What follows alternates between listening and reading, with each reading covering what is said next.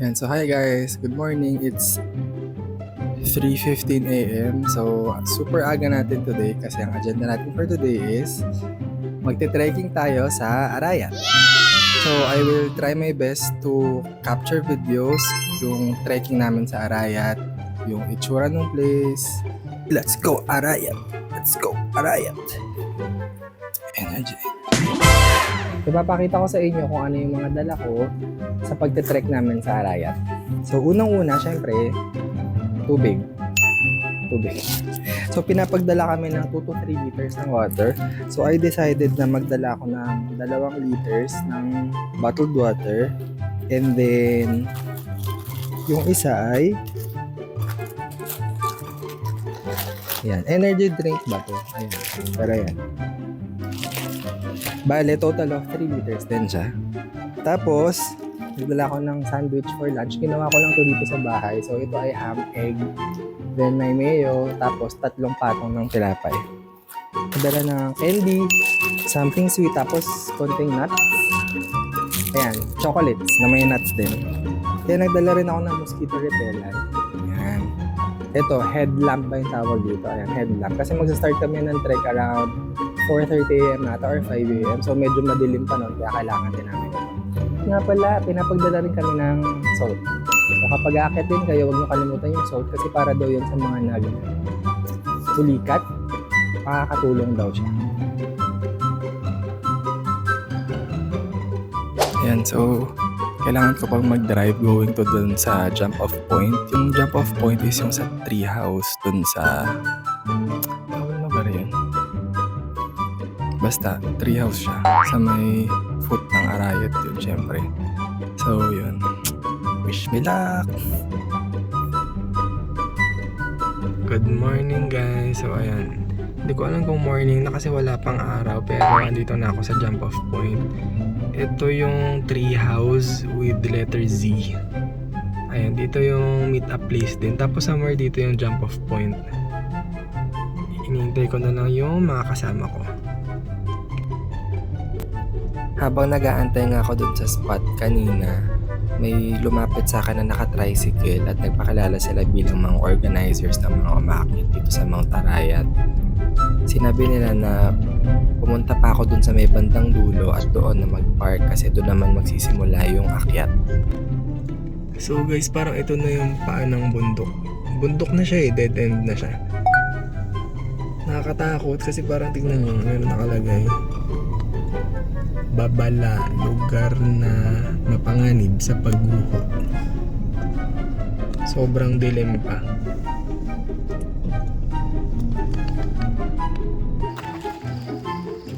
At least nakakabing kami dito. Ang liwanag ng ilaw ko. Liwanag po pala na ito. Diba? Yan, libre lang ito. Ewan ko lang kung gano'ng katagal yung ano pa. Yun lang. Ito yung junction, guys.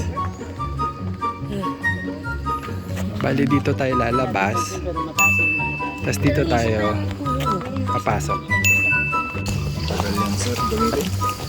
Yan.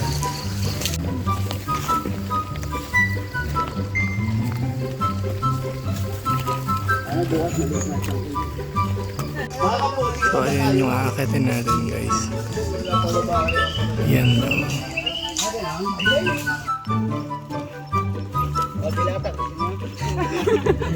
Di ba lang pala magtinda to?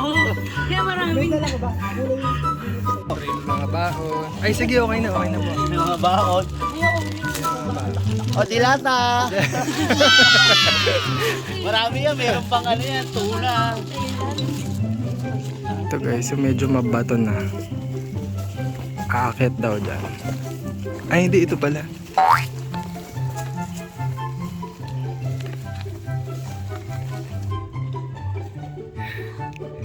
Let's go!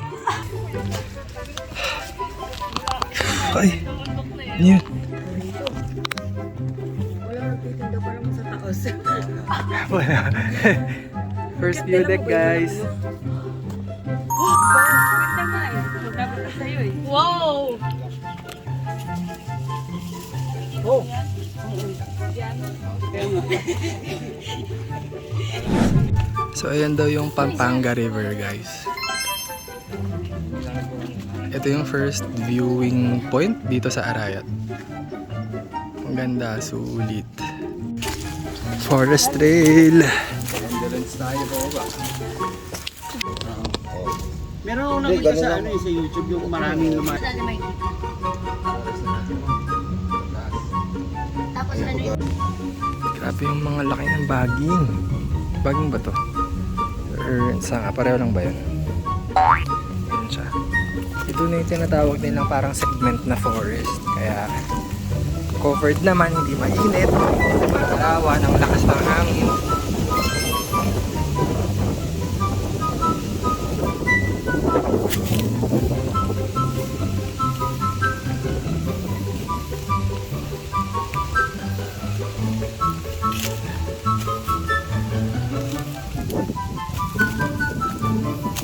Hello. For the vlog.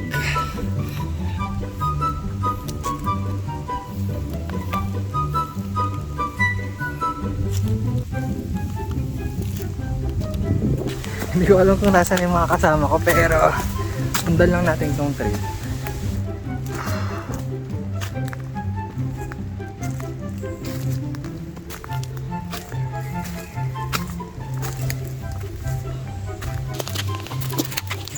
Papunta dun sa first peak, hindi naman ganun kahirap yung mga obstacle pero inclined talaga yung mga dadaanan ninyo.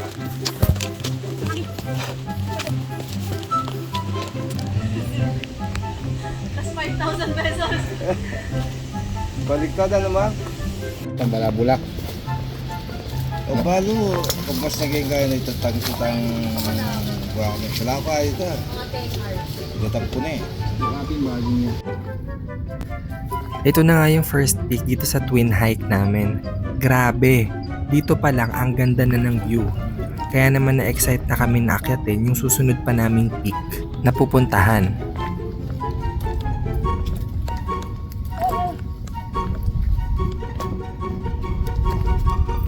Kung takot kayo sa heights kagaya ko, medyo nakakalula na kapag narating nyo na yung peak na to. Lalo na nung papaakyat kami, malakas yung hangin. Hindi nga lang halata sa video, pero syempre, hindi tayo magpapatalo sa takot. Kailangan natin ng maraming pictures and videos para sulit.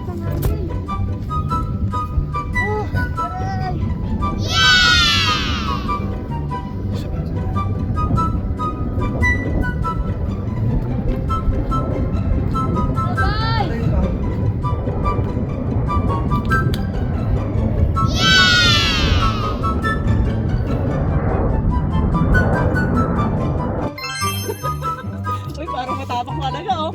Kaya ko ba yun? Ang hinig eh, no? Oo, kasi ang hangin din. Tapos, ay, nakakatakot ko kayo. Na yun. Mount Arayat. Marisol yun. Group chat. Ay, group chat. Group chat. At pagkatapos nga namin magpahinga doon sa Pinnacle Peak, yung first peak dito sa Twin Hike, sinimulan na namin bumaba ulit. Dito ko lang na-realize na kaya pala siya tinawag na Twin Hike is kailangan mo talagang bumaba para akyatin yung susunod na peak.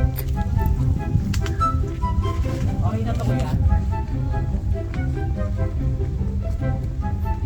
Kung makikita nyo nga dito sa video, struggle is real talaga kasi kailangan nyo nang kumapit sa lubid para makababa dito sa bundok. Huwag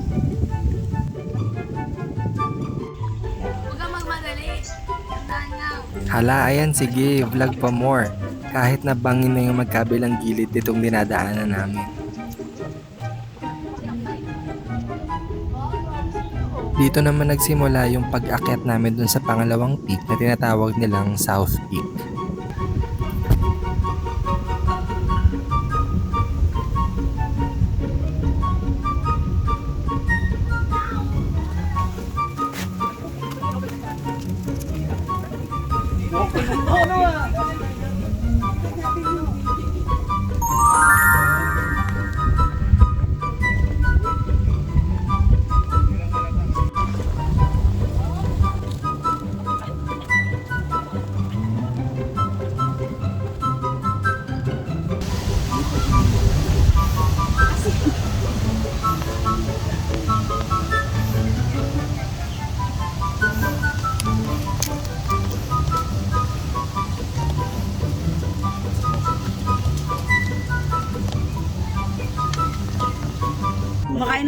bulok hindi naman. Pero kung doon ka maano na binagyo.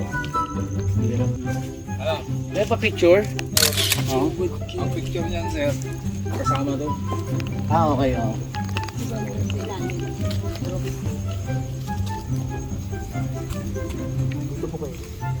Lunchtime.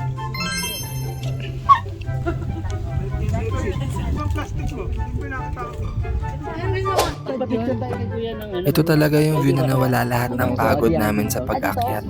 Ayun nga lang, may kainitan na kasi tirik na yung araw nung pagdating namin dito sa peak. Kaya siguraduhin ninyong meron kayong sun protection pag umakyat kayo dito.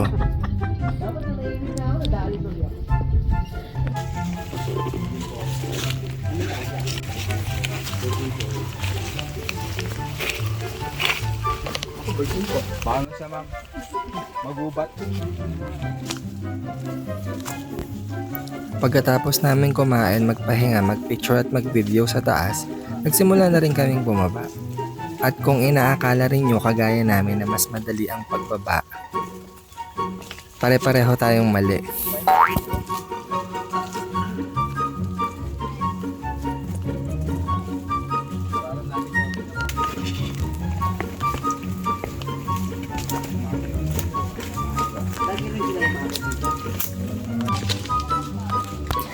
At dahil nga mas nakakangawit sa tuhod ang pagbaba, ang iba sa amin ay kinailangan na ng extra support. Mabuti na lang at marunong gumawa yung tour guide namin ng improvised trekking pole dahil wala kaming dala.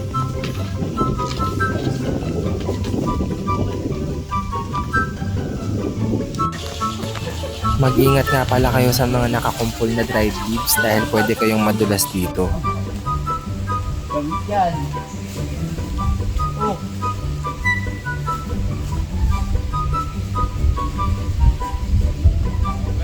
Nakababa siya. Yung batang tayo pala yan.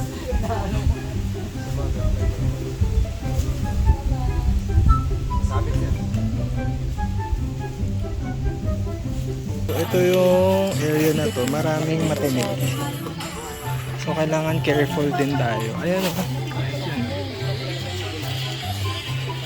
Sobrang matinik.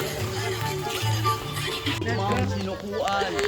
Hindi tayo sumubo. Ay, ito na guys, pagbaba. Yes, we made it. Dito na kami. Congratulations. Susuka pero di susuko. Correct. Okay, andito na kami.